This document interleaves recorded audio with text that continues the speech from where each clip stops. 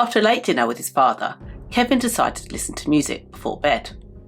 As he lay down with his headphones on, he thought he heard a pop. Seconds later, he heard it again. He decided to go downstairs and have a look. When he got to the bottom of the stairs, he saw his father laying on the floor. As he got closer, he realised his father had been shot.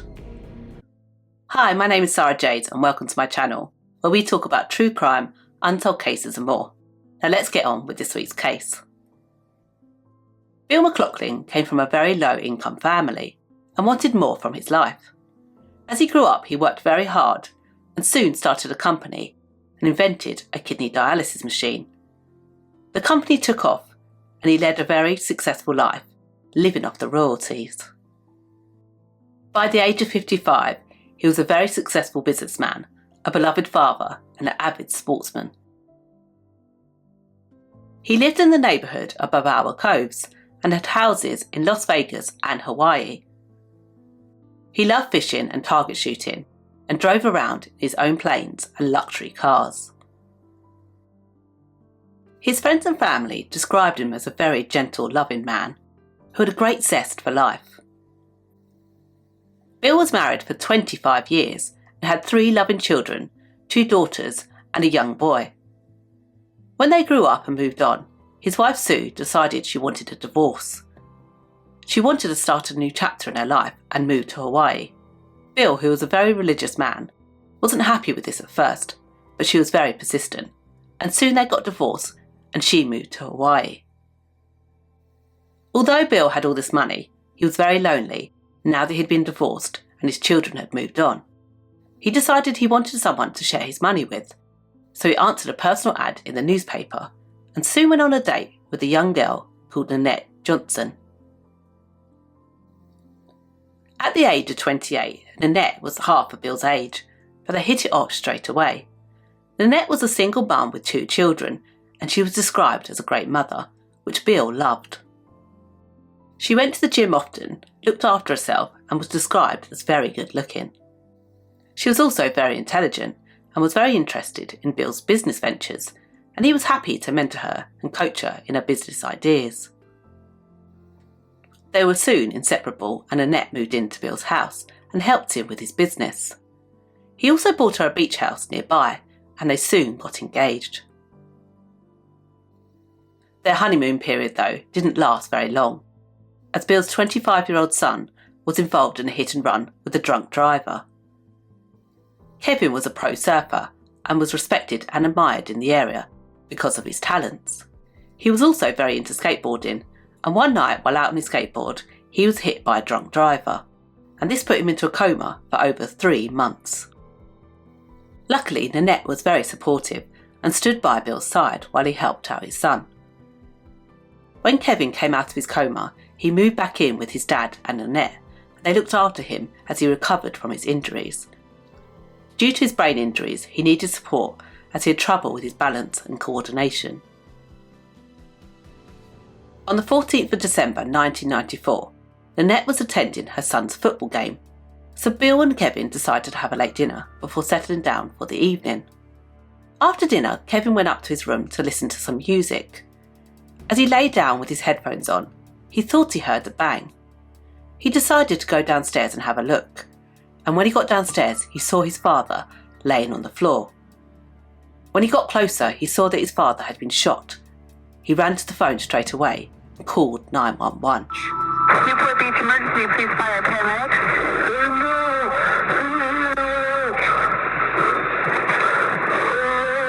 What's the problem there?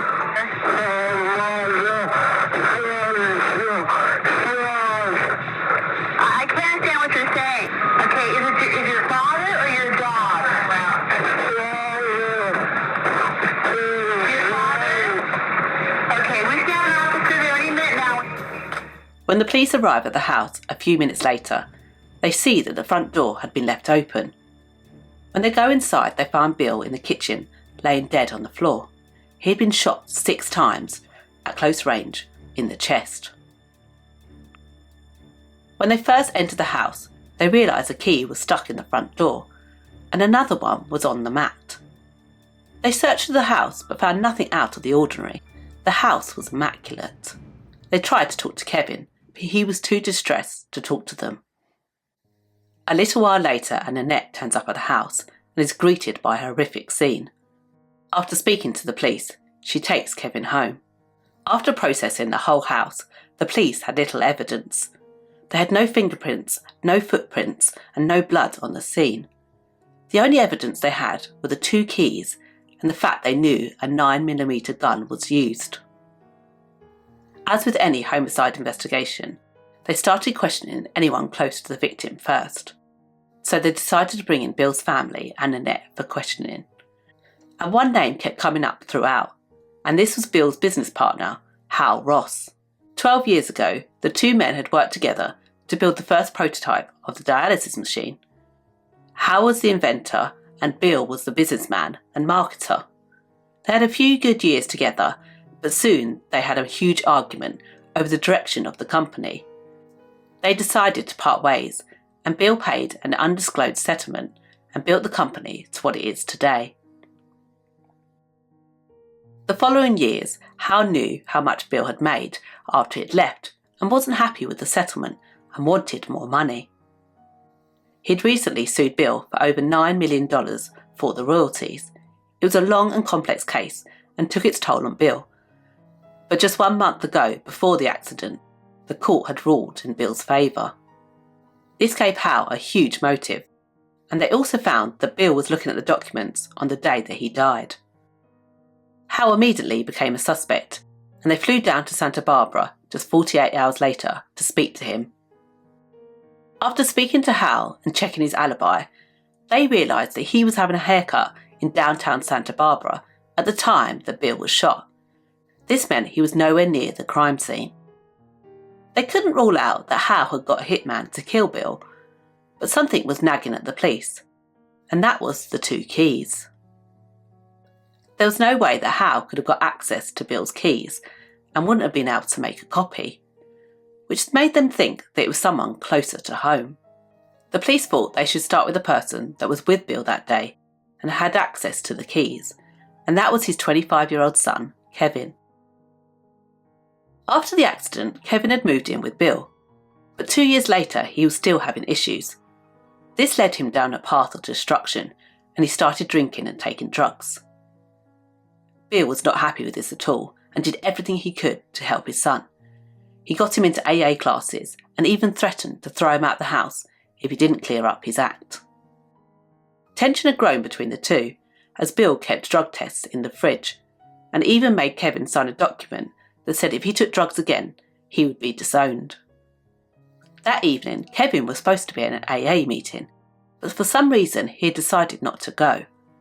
He also had access to Bill's gun collection and would have been able to get close to him to shoot him at close range. On the night of the incident, they had bagged up Kevin's hands and tested him for gunshot residue. When the results came back, they were negative. They also checked Bill's gun collection, and none of the guns were missing or had been fired recently. Kevin's accident also left him with weak limbs and poor muscle control. He didn't have the stamina to be able to shoot someone at close range straight through the chest. It was also noted that he was heartbroken and distraught in the 911 call. Kevin's family and friends described how they were very close, and although they argued, Kevin knew that his dad was just trying to help him out. Kevin was soon cleared from the case. 6 days later, and Bill's funeral was held, and Annette turned up with her 9-year-old son, Christopher. At the end of the funeral, Annette's son said something very strange to one of the guests. He said, "My mum's boyfriend is an NFL player." Bill's brother, very distressed by the news, called the police and told them that Annette had a new boyfriend. With this news, the police started to follow Annette, and one day they saw a car pull up at her house. A man stepped out and the kids ran over and gave him a big hug. When they checked who this man was, he was a young man called Eric Naposki. Eric Naposki was born on the 20th of December 1966 in New York, and his father was absent from his life. He grew up playing ball and went to Roosevelt High School before transferring to East Chester, where he graduated in 1984. He went to the University of Connecticut but pulled out halfway through. But he eventually went back and got a degree in physical education in 1991. During this time, he played for NFL football between 1998 and 1997. He only played 2 seasons for the Patriots and 1 for the Colts, but later went on to play for the Barcelona Dragons. In 1984, he had his first daughter with his high school sweetheart, and they soon got married. But by 1992, they had been divorced, and he had moved into his own flat and left football due to injury. After moving to Newport Beach, he started working as a bouncer and met Nanette in the local gym. The police brought them both in for questioning, and first of all, Eric said they were just friends who worked out together, but soon he told them that they had been together for 2 years and he soon was going to ask her to marry him. He was shocked and surprised to find out she was actually engaged to Bill. He just thought he was her business partner. Told us that she was engaged to Bill. That's what she told you. She has told us that in an interview when she knew that we were tape recording. Mm-hmm. She said that she was engaged. She was engaged to Bill. That's interesting. Having regular sex, which he bragged with friends about. Okay. Well, obviously, we can't ask him now, can we? No. So. All we can do is ask her. Mm-hmm. She confirms Okay. they had a sexual relationship. Why she didn't tell you, if she didn't, and I want to believe you, Exactly. she only knows. Exactly. So what? Okay, so now that we all know the deal, how does this relate to the crime? How does it relate to the crime? Does it relate to the crime? It could. It could. In what sense? Did you find out about it? Oh, you mean did I find out about it and then go, oh no, there's no way in the world. There's no way in the world. Here's a woman that This is my statement. There's no way in the world I knew anything was going on between those two, ever, until after the murder, when I started thinking, well, they're looking at me for a reason. You know, not just because I'm a big tough boyfriend, because that doesn't give me motive to do anything wrong. Even if, like, I found out mysteriously, you know, some way that this was going on, am I a jealous guy to do something like that? Hell no. I know exactly what you're looking for, and I'm exactly going to tell you you're wrong. You're dead wrong from your standpoint. So from this point, you can stay on my head for my whole entire life. And we will grow old together. You will die, and I will stay alive. But you can stand, and you will never, ever, ever find any reason to think that I had any motive to kill this guy. Nanette, on the other hand, told the police that Bill knew all about her relationship with Eric and was fine with the situation. They also found out through Eric that Nanette had told him that Bill had tried to force himself on her, which gave Eric a motive. Bill would fly to Las Vegas every week for tax purposes, and this is when Nanette would meet up with Eric. Nanette had an alibi for that evening. She'd left the football match with Eric at around 8:20. She then dropped him home about 10 miles away before dropping her kids off at their father's house. She then went Christmas shopping and had all her receipts. Eric said that Nanette had dropped him off after the football game. He got changed for work and then went to work as a bouncer. She dropped me off and took off, and I got dressed and went to work later on, probably about 9:30. He later changed his story and said he went to see a friend before going to work. The police also discovered that the nightclub that Eric worked at was only a few hundred yards away from Bill's house. But did he have the time to go over there, shoot him, and return to work without anyone seeing him? The police were soon able to work out that the gun that was used was a Beretta 92F 9mm gun. They discovered that Eric had one of these guns, but he told them that he had given it away and no longer had it. The police were soon convinced that Nanette and Eric had worked together to kill Bill, but they had little evidence and they had to let them go. 4 months later, and the family had taken back control of Bill's business and his books. After going through his books, they found large cheques made out to Nanette. Some were over 170 grand and some were 250 grand. There was even one written on the day that he died, and after getting a handwriting expert involved, they discovered that Bill had not written any of the cheques. Nanette was eventually charged and spent a few months in jail, but throughout this whole time, she denied any involvement in his death. Eric and Nanette eventually broke up and went on to live separate lives, and 14 years later, the case still remained unsolved. Kevin moved back to Hawaii to live with his mum, but sadly, 5 years later, he was involved in an accident and drowned. Nanette went on to ensnare other rich men and took their money. She married another rich elderly man, had a child with him and then divorced him and received millions in the settlement.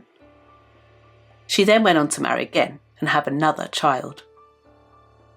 Eric moved to the East Coast and went on to have a great career with the Barcelona Dragons and made a name for himself. Around the ankles and brought down short of the first down, and it was Eric Naposki, the hero of last week's Dragon victory, that made the hit. They split out the tight end and the running back, so there was a short corner, and Naposki, who normally would be in coverage, he is the one who came in and made the tackle. In 1998, he moved back to the US to start a family. He had 2 more children, opened a gym, and started working for a security company. In 2008, Detective Matt Murphy decided to have a look at the cold case and opened it up again. He started to look into more detail of Nanette's fraud and discovered that the checks she'd been making out had got bigger and bigger throughout the year. He also discovered that Bill had died just before his accounts were due, and this meant that Nanette would have been found out. They also discovered that Bill had taken out another insurance policy for $1 million and named Nanette as the sole beneficiary. They started to believe that she had convinced Eric to kill Bill so that she could collect on the money and wouldn't be found out. She told Eric that Bill had forced himself on her, and this had made him angry and agreed to kill him.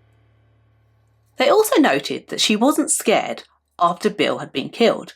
She moved her children back into the house and wasn't worried that someone had a copy of the keys. They believed she wasn't worried because she knew who would kill Bill. A witness also came forward. She said that Eric had told her that he wanted to kill Nanette's business partner. After the incident, she confronted him and he said, "Maybe I did, maybe I didn't, who cares?" And later, when he was being investigated, he told her to keep her mouth shut and would send her random calls threatening her. They also started to look into Nanette's background and discovered that she had been lying all along. She hadn't even finished college, let alone get a business degree. She grew up in Phoenix and was married by the age of 18 and shortly had 2 children, but was divorced by the age of 23. She was fed up with being poor and sought out a rich man to look after her and her children. She eventually met a man called Tom in a nightclub, and within 6 weeks they had moved into a new townhouse in Newport. They also discovered that she had found this house before she had even met Tom. It was by living with Tom that she had put an ad in the newspaper looking for a rich man to look after her. When Tom found out about it, she moved out of the house and moved in with Bill. Ballistic testing had also improved in the last few years, and they were able to pinpoint the exact bullet and gun that was used, and it matched the gun that Eric had. They finally had enough evidence to charge both of them. They believed that both of them had left the soccer game and dropped the children off at their father's. They then went back to Bill's house. While Nanette stayed in the car, Eric took the 2 keys and opened the front door. He couldn't get the key out the lock, but went in and shot Bill straight in the chest. After leaving the house, he tried to get the key out the door, but panicked when he heard Kevin coming down the stairs. And as he ran away, he dropped the other key. They both were arrested and brought in for questioning. Nanette had said that Eric had done it all on his own and was just a jealous boyfriend, and she had no involvement. Eric, on the other hand, had said Nanette had told him that Bill had tried to rape her and knew this would enrage him. She then was trying to convince him to kill Bill, but he was having none of it. He said that she eventually went to get a hitman and used his gun to kill Bill. They were both eventually found guilty of murder and sentenced to life in prison without the possibility of parole. And Eric still pleads his innocence. I plan on proposing on New Year's Eve of '94. It was a plan. We already had Did a little shopping, little ring shopping. Were you also shopping for a future home in the $1 million range? We've stopped off at a few homes, but I don't think you would call it shopping. We're looking around. You never suspected that she and Bill McLoughlin shared an intimate relationship? I never once suspected. I know he's at least 55 or 56 years old. I was 26. So maybe I'm naive, but I don't see it. You know, I don't see that relationship happening. After the murder, Suzanne says you told her that the gun used in this murder was the same kind you owned. No. I didn't say it was the same kind I owned, meaning like it was a Beretta or a Taurus or a Smith & Wesson.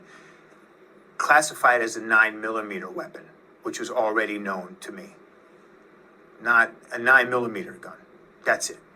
No make, model. But that's the only thing I knew about the gun. That information was never made public, though, at the time. How did you know that the same weapon was being used? But I do believe that Nanette Johnson told me the type of gun that was used in the crime. How did she know? You have to ask her that. Unfortunately, I don't think she's talking right now. And I figured if you have an alibi, then how could you commit a crime? I've been arrested on a murder charge that says I walked into someone's home and shot them at a close range distance with a handgun. And what I'm saying is, show me one thing at the crime scene that has anything to do with me. If I was never there, and if I was never in the house, ever, how did I commit a crime? I thought that you had to be convicted on evidence, not suspicion, not lies that you told the police, not Matt Murphy's closing statement. I thought it was going to come down to evidence, which they don't have any. Not one bit of what you call hard evidence. They built a case on cards, and their cards, it'll come down. It'll come down eventually. But right now we're here. Do you believe Nanette was responsible for the murder of Bill McLoughlin? Yes. Or somehow involved? You do? Yes. I think on the collateral damage in this situation, you know, I think they have a very strong theory about my co-defendant. I think I was probably the closest thing to my co-defendant at the time, and they're just saying guilty by association. Thank you for watching, and if you like this one, be sure to check out another one of our videos here. Thank you for watching, take care, and I'll see you in the next one. You call me a saint, but you know I'm a stranger, all willing and